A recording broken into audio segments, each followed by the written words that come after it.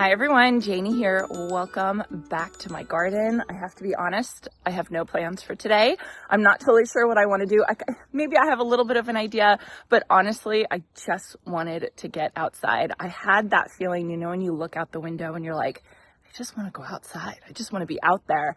We have been having such incredibly beautiful weather lately. Really, really gorgeous.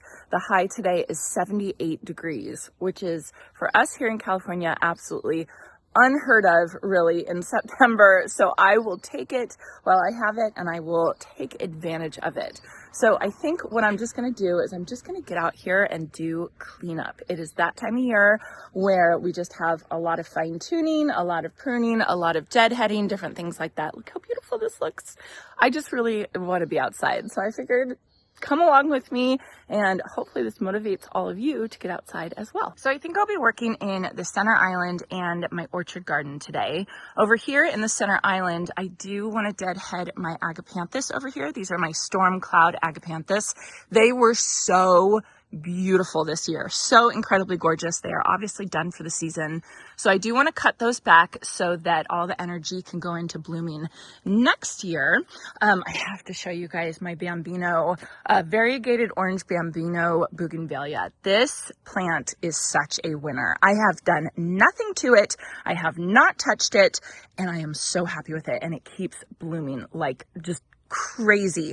So I've planted a lot of bougainvillea before, but mostly just like the Barbara Karst kind, which is beautiful, but it gets huge and it gets so much foliage on it. And sometimes it's really hard to bloom. And this variety, so far, I've only planted it for a couple months, but so far I am so incredibly happy with it. And I have another variety, Bambino variety in my plant stash, and I definitely want to plant that out. But I'm so happy with this. And I know not very many people talk about proven winners bougainvillea, but I'm really, really happy with it.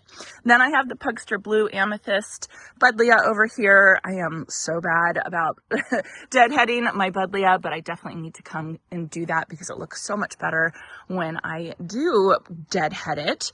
And then coming over here, I mean, it's abundant. It's beautiful. It's too much. It is definitely too much. I overplanted again in this area, and this next season I am determined not to overplant in this area.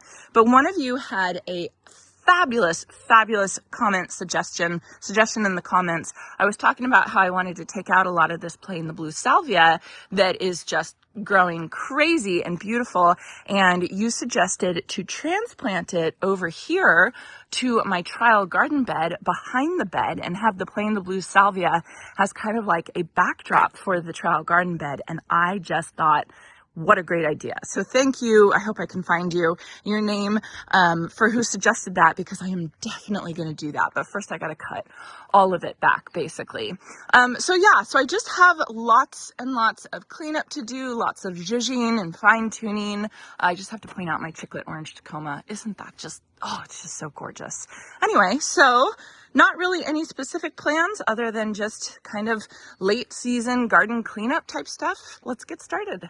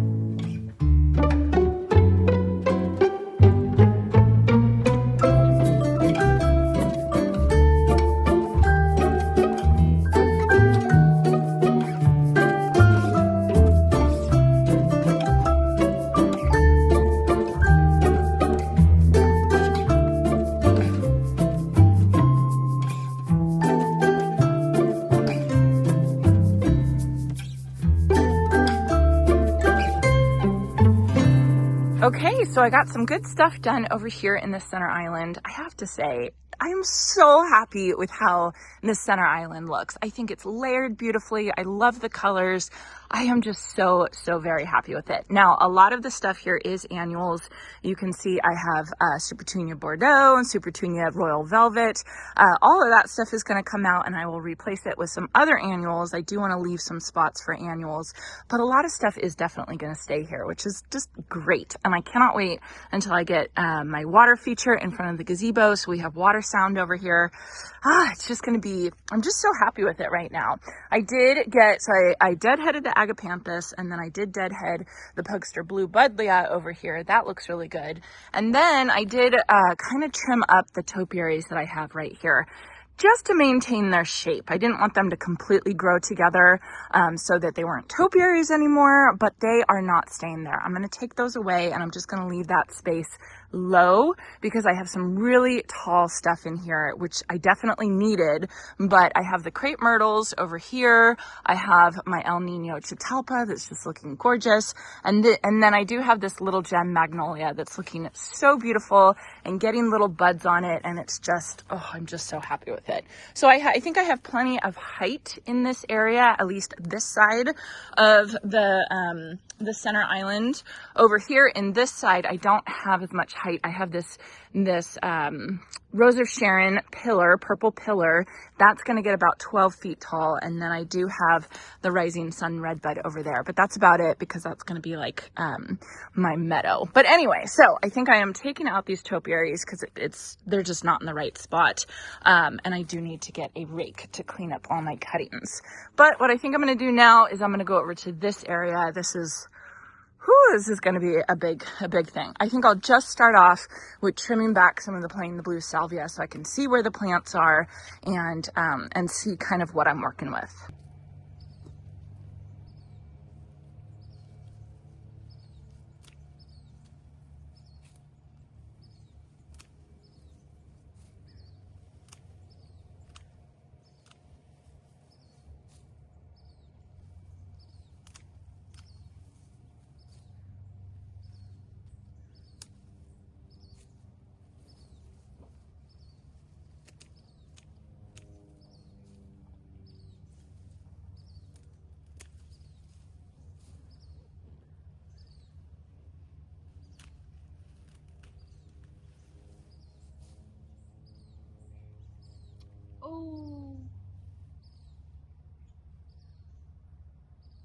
So this is as far as I got. And then I think I decided to stop.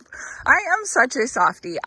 If you look close, there are bees, there are pollinators absolutely covering these plants. And I feel so bad cutting them off. And you can see even the ones that I trim back, there's pollinators all over them as well.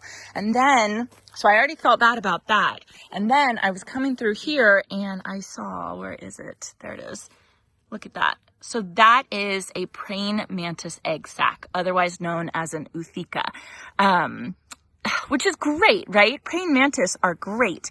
And if I was to cut this off and toss it, I would get rid of thousands probably of praying mantis babies that could be in my garden. So I was looking it up to see if you could move these. And once they harden, you can pop it off and like super glue it to another spot. The important thing is you want to maintain the orientation because once the egg sac starts hatching, once the babies start coming out, they basically use gravity to come out. So basically I want it to be in the same orientation. I was thinking I could also cut the stem and just put this whole stem somewhere else. But now with all the bees, I mean, look at that. It just feels so bad. Maybe I'll do this in a couple weeks and maybe I'll do other stuff that is actually dead and there's no bees on. Maybe I'll do that.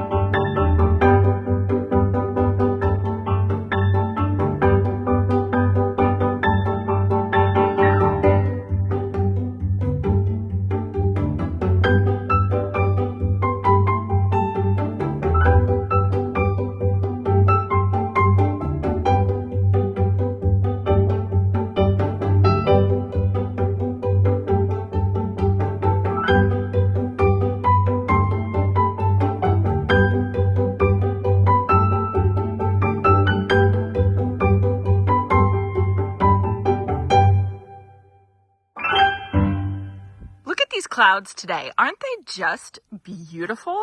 I feel like we don't see clouds all summer long, and then fall comes and all of a sudden the clouds come back and it's just, oh, I just love it. It's so beautiful.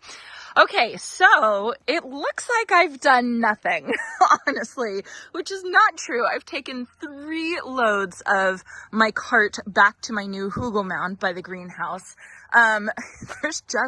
There's just so much plant material here. It's just hilarious. So I did cut back this Royal Raspberry Agastaki. It still looks pretty good. Remember, these I put in gopher cages, so they should be nice and protected. A couple of you were concerned about my princess flower not being in a gopher cage, and I actually did put it in a gopher cage. So that guy's nice and protected as well. We do have gophers back here, and it is definitely, they are definitely a nuisance. But this looks nice and clean. I still have lots and lots of work to do, but I'm going to hold the camera really still. So hopefully you all can see the amount of pollinators that I have back here. It's absolutely crazy. And I know I've said this a million times, but when we first moved into this property, there was nothing here, and I'm pretty sure the people before us sprayed something, because there was nothing. There was, like, it was almost eerie. There was no bugs anywhere on the property, and it's just so nice to see all of the life buzzing around and everything like that. So I'm sorry, I know I say that a million times, but I just love seeing it, and that's why it's so hard for me to cut back this plain the blue salvia. I did cut back the stuff that was coming over into the walkway, and I kind of cleaned up the walkway a little bit, but I still have so much more cleanup to do. Plenty more to do. So anyway, it looks pretty clean over here. It looks really, really nice and clean. And then I did even start working up here because we had some kind of old stuff that needed to be cleaned up a little bit. It was pretty much done for the season. So that looks nice and neat as well.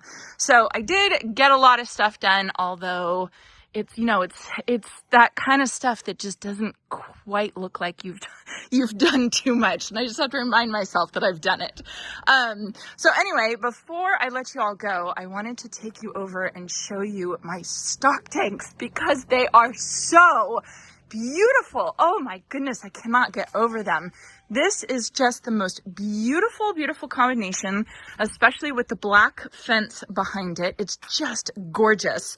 So we have Echinacea back here. When they've been in the sun, their tips are kind of turning this like rusty red color. So beautiful. I have the orange marigolds. I have the Superbena plum wine. I have the black heart ipomea and unplugged red salvia. I just can't get over how beautiful it is. It is so, so pretty. And I just want to show this to you all so that you guys can copy it in your own garden, because this is just fabulous. Oh, and I forgot, I have my ornamental pepper too. This is kind of dark. It doesn't, it's not as bright. The unplugged salvia and the Echinacea are really the stars of the show. And then you can see I have so many more buds coming. I just love it. It's perfect. So this area of the long border I cleaned up, I think it was last week or maybe the week before, and it's looking so good. It's looking so, so very beautiful, and just a little bit of effort to clean it up made a huge difference. I think maybe tomorrow, I'll come and I will start addressing over here. A couple of you have asked me how my Eden climbing roses are doing. They're doing okay. I got to kind of train them up the arch right there, but I am going to move this arch. I've decided I don't want it there anymore, and I'm going to put it way over there on the other side in my orchard garden. So I think I might transplant the Eden climbing roses as well. But I have a lot of cleanup here, some Veronica down there. I need to clean up some of these Alstroemeria, just like little tiny things that just kind of need to happen. What is going, oh, it must be Jason. I was like, what is going on over there? That must be Jason messing with the drip irrigation. So still lots of cleanup to be done. But overall, I think everything is looking pretty darn good, I have to say. We have just had such a lovely, lovely year. I cannot get over it with our weather. It's just been so wonderful. I'm just watching, there's a huge flock of birds. What do you call those birds that fly around together in a whole group? They're all in my neighbor's eucalyptus tree right over there right now. How cool. What a nice day. Anyway, I hope you guys are all having at least a little bit as good a weather as we're having here. It just has been wonderful, and it makes gardening so very nice. So I hope you all enjoyed this, and I hope you all have a chance to get in your garden today.